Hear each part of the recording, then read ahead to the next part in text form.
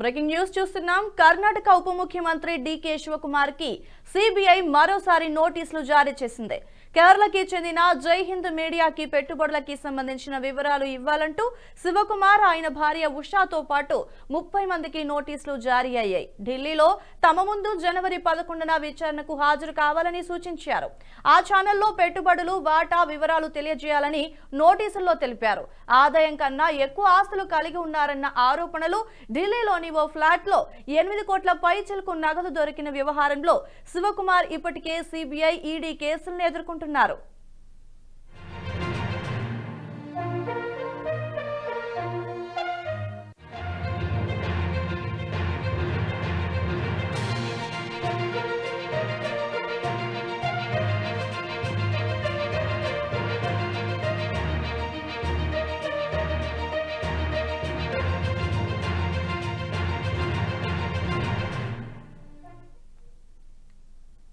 Breaking news చూస్తున్నాం. కర్ణాటక ఉప ముఖ్యమంత్రి డీకే శివకుమార్ కి సిబిఐ మరోసారి నోటీసులు జారీ చేసింది. కేరళకి చెందిన జై హింద్ మీడియాకి పెట్టుబడులకి సంబంధించిన వివరాలు ఇవ్వాలంటూ శివకుమార్ ఆయన భార్య ఉషాతో పాటు 30 మందికి నోటీసులు జారీ చేశారు. ఢిల్లీలో తమ ముందు జనవరి 11న విచారణకు హాజరు కావాలని సూచించారు. ఆ ఛానల్లో పెట్టుబడులు వాటా వివరాలు తెలియజేయాలని నోటీసుల్లో పేర్కొన్నారు. ఆదాయం కన్నా ఎక్కువ ఆస్తులు కలిగి ఉన్నారన్న ఆరోపణలు, ఢిల్లీలోని ఓ ఫ్లాట్ లో 8 కోట్ల పైచిలకు నగదు దొరికిన వ్యవహారంలో శివకుమార్ ఇప్పటికే సిబిఐ, ఈడీ కేసులను ఎదుర్కొంటున్నారు.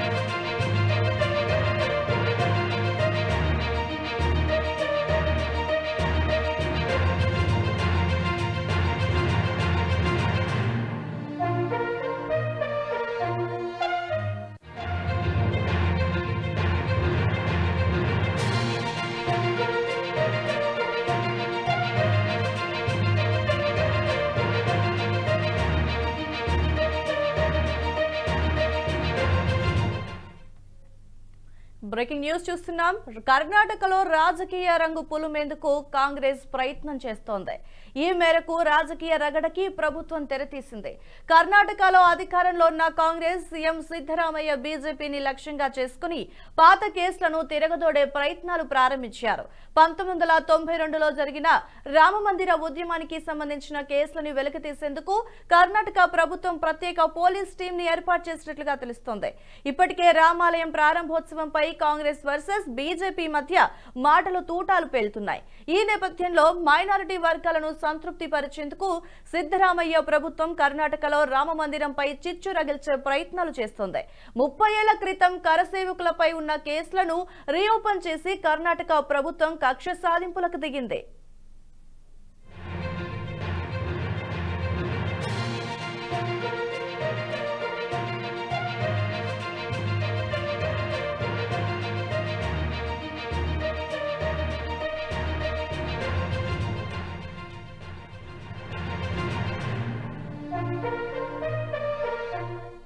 బ్రేకింగ్ న్యూస్ చూస్తున్నాం.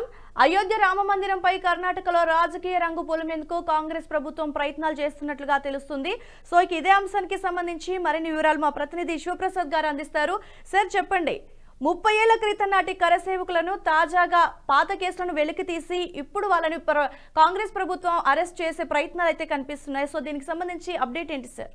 ఇది చాలా హేయమైనటువంటి చర్యగా దీన్ని భావించాల్సి ఉంటుంది. యాక్చువల్గా నిజానికి 31 సంవత్సరం క్రితం జరిగినటువంటి కరసేవకు సంబంధించినటువంటి కేసుల్ని ఇప్పుడు రామాలయం ఈ నెల 22వ తేదీన ప్రాణప్రతిష్ఠ జరగనున్నటువంటి నేపథ్యంలో ఇలాంటి హేయమైనటువంటి చర్యలు తీసుకోవడం ద్వారా కాంగ్రెస్ ప్రభుత్వం కర్ణాటకలో ఏ రకమైనటువంటి సందేశం ఇస్తోంది అనేది ఎవరికి అర్థం కానటువంటి పరిస్థితి కనిపిస్తోంది. ఒకవేళ కాంగ్రెస్ ప్రభుత్వానికి అంత చిత్తశుద్ధి ఉంటే మధ్యలో కాంగ్రెస్ ప్రభుత్వం కొన్నిసార్లు గవర్నమెంట్ ఫామ్ చేసింది, గవర్నమెంట్ ఉన్నది కూడా, అలాంటప్పుడే ఈ ప్రయత్నం చేయొచ్చు కదా. అవేమీ చేయకుండా ఈరోజు రామాలయానికి ప్రాణప్రతిష్ఠ జరగనున్నటువంటి నేపథ్యంలో కావాలని ఇట్లాంటి కేసుల్ని తవ్వి తీయడం ద్వారా కాంగ్రెస్ ప్రభుత్వం తమ యొక్క ఒక నీచమైనటువంటి స్వభావాన్ని బయటపెడుతున్నట్టుగా దీన్ని భావించవచ్చు. ఎందుకంటే దానికి సంబంధించినటువంటి కేసులు ఇన్వెస్టిగేషన్స్ ఏమైనా ఉండుంటే అప్పుడే దాన్ని కంటిన్యూ చేయవలసి ఉంది. అలా కాకుండా ఈ రోజు వరకు ఆగి ఇప్పుడే చేయడంలో అర్థం అనేది లేదు. యాక్చువల్గా దానివల్ల బీజేపీకి జరిగేటటువంటి నష్టం లేదు. ఒకవేళ అట్లా అనుకుంటే ఒకవేళ రానున్న పార్లమెంట్ ఎలక్షన్స్లో కర్ణాటకలో బీజేపీకే పైచేయి లభించేటటువంటి పరిస్థితికి వాళ్ళు తీసుకెళ్తున్నట్టుగా దీన్ని భావించాలి. ఎందుకంటే అప్పుడెప్పుడో చేసిన దానికి 30 ఏళ్ల తర్వాత ఆనాడు 18-20 ఏళ్ల కుర్రవాళ్ళు ఎవరైనా దాంట్లో పార్టిసిపేట్ చేసి ఉంటే ఈరోజు వాళ్ళ వయసు దాదాపు 48-50 సంవత్సరాలు ఉంటుంది. ఇలాంటి వయసులో ఇప్పుడు వాళ్ళ మీద కేసులు తిరగదోడి వాళ్ళని ఇప్పుడు అరెస్ట్ చేసేందుకు కలిగే ప్రయోజనం ఏమిటి? దీనివల్ల ఎప్పుడైతే పబ్లిసిటీ ఎప్పుడైతే వస్తుందో, కరసేవకులు ఈ విధంగా అరెస్ట్ చేస్తున్నారని ఎప్పుడైతే తెలుస్తుందో న్యాచురల్గా అది బీజేపీకి ఫేవరబుల్గా మారే అవకాశం ఉంది. తమ గోతిని తామే తమ్ముకునే పరిస్థితిగా కర్ణాటకలో ఉన్నటువంటి సిద్ధరామయ్య ప్రభుత్వం చేస్తున్నట్టుగా మనకు కనిపిస్తుంది. గిరిజ అయితే సార్, అయితే కర్ణాటకలో బీజేపీ వర్సెస్ కాంగ్రెస్ అన్నట్లుగా జరుగుతోంది ఈ రగడ. సో దీనికి సంబంధించి రామ మందిరానికి రాజకీయ రంగు పులిమే అవకాశాలు ఉన్నట్లుగా ఏమైనా అనిపిస్తుందా సార్? అంటే మందిర ఏర్పాటుకి సంబంధించి 22న ప్రతిష్టాపన జరిగే అవకాశం ఉంది.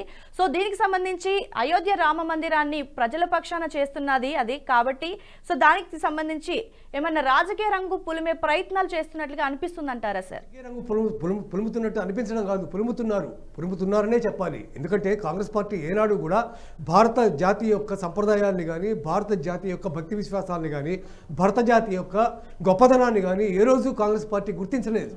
అనేక రకాలైనటువంటి దూషణలు చేశారు. అసలు రాముడు ఉన్నాడా అని ప్రశ్నించారు, రాముడే లేడని మాట్లాడారు. ఇట్లాంటి చాలా మాటలు మాట్లాడారు. వాళ్ళకు అనుబంధంగా ఇండి కూటమిలో ఉన్నటువంటి మిగిలిన సభ్యుల విషయం అయితే చెప్పనే అక్కర్లేదు. స్టాలిన్ అయితే ఏకంగా సనాతన ధర్మం మీద దుమ్మెత్తిపోసినటువంటి సందర్భాన్ని మనం చూసాం. నిన్నగాక మొన్న ఒక RJD MP some MP parliament ప్రతిపక్షాల్లో ఉన్నటువంటి ఒక ఎంపీ సరస్వతీదేవి గురించి తుచ్చమైనటువంటి వ్యాఖ్యలు చేశాడు. ఇట్లా అనేక రకాలుగా వాడు హిందూ ధర్మం మీద, సనాతన ధర్మం మీద, హైందవం మీద ప్రతిక్షణం దాడులు చేస్తూనే ఉన్నారు. భారతదేశంలో బతుకుతూ భారతదేశ ప్రజల మీద వచ్చేటటువంటి పన్నులతో ప్రభుత్వాన్ని నడుపుకుంటూ చేస్తున్నటువంటి ఈ రకమైనటువంటి వ్యవహారం ఎప్పుడైనా కూడా సరే ఇది ఖండనీయం, గ్రహణీయం. డెఫినెట్గా వాళ్ళు దీన్ని రాజకీయం చేయడానికే ప్రయత్నం చేస్తున్నారు. అయితే ఎన్ని ప్రయత్నాలు చేసినా ఇప్పటికే మధ్యప్రదేశ్, ఛత్తీస్గఢ్, రాజస్థాన్ 3 రాష్ట్రాలు కూడా కాంగ్రెస్ పార్టీ పోగొట్టుకుంది. వాళ్ళకి మిగిలింది కర్ణాటక, అట్లాగే తెలంగాణ, హిమాచల్ ప్రదేశ్. ఈ 3 మిగిలి ఉన్నాయి వాళ్ళకి. అవి కూడా పోగొట్టుకునే పరిస్థితిని వాళ్ళు చేసేలా తెచ్చుకునేటటువంటి స్థితి అక్కడ కనబడుతోంది. ఏదేమైనా తమ డౌన్ఫాల్ని, తమ గొయ్యిని తామే తవ్వుకుంటున్నట్టుగా దీన్ని భావించాల్సినటువంటి అవసరం ఉంది. గిరిజ ఓకే సార్, అయితే సడన్ గా ఇప్పుడు 30 ఏళ్ల నాటి పాత కేసుల్ని ఇప్పుడు వెలికి తీసి తవ్వడం వెనుక ఉన్న ప్రధాన కారణం ఏంటంటారు సార్? ఏదో గందరగోళం సృష్టించడం. అంటే ఒకవేళ బీజేపీని మేము వ్యతిరేకిస్తున్నాం, బీజేపీ చేస్తున్న పని మేము వ్యతిరేకిస్తున్నాం అనేటటువంటి సానుభూతిని అటు ముస్లిం వర్గాల్లో కానీ, ఎవరైతే హిందూ వ్యతిరేకులు ఉంటారో వాళ్ళందరిలో కూడా ఆ రకమైనటువంటి ఫీలింగ్ని కలగజేయడం ద్వారా లబ్ధి పొందాలనేటటువంటి ఆలోచన. అంతకుమించి ఇంకేం లేదు. వీళ్ళు ఇప్పుడు కరసేవకులు అరెస్ట్ చేసినంత మాత్రాన హిందూ ధర్మం పడిపోతుందా? హిందువుల పట్ల ఉన్నటువంటి ప్రేమ, గౌరవాలు, విలువలు అవన్నీ పోతాయా? పోవు. కానీ హిందూ ధర్మానికి వ్యతిరేకంగా వర్క్ చేసేటటువంటి ఎవరైతే ఉన్నారో అట్లాంటి వాళ్ళ యొక్క సానుభూతి లభిస్తుంది. తద్వారా రానున్న పార్లమెంట్ ఎలక్షన్స్లో లబ్ధి పొందాలనేటటువంటి ఛాస కొద్దీ మాత్రమే వాళ్ళు ఇటువంటి ప్రయత్నం చేస్తున్నారు. ఆ ప్రయత్నాలు ఏమి ఫలించే అవకాశం ఏమాత్రం కూడా లేదని చెప్పవచ్చు. Girija okay sir, thanks for the update sir. Yeah